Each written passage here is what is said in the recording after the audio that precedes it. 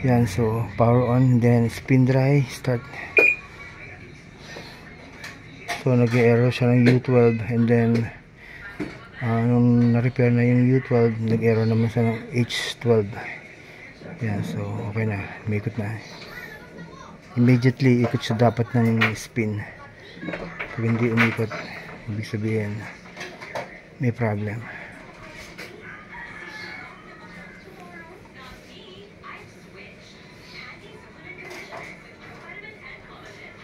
Spin drive.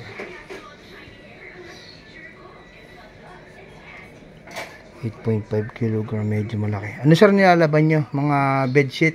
Hindi, minsan lang naman. Kasi ang problem kasi sa bedsheet, once na maipon sa isang side yung bedsheet mo, talagang magiging ano yan, wobbly.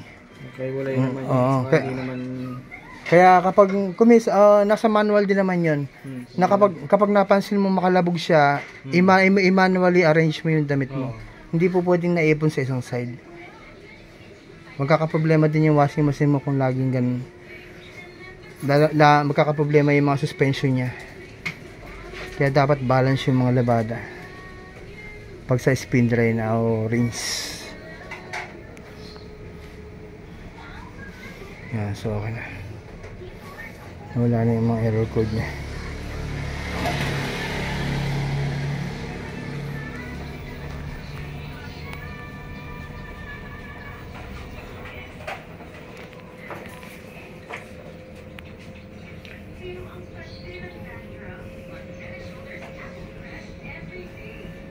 Natambak ba sir ito? Na-stock ba to?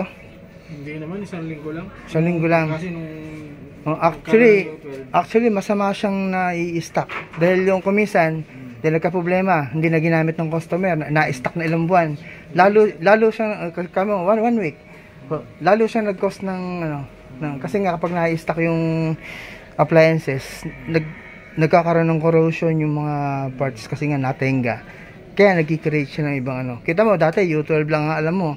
Pero nag-H12 naman siya nung tinesting ko na. Nakita mo naman talagang corroded yung pyesa mo. Kumbaga, kalawang yun kapag sa bakal naman. Umido. Okay na.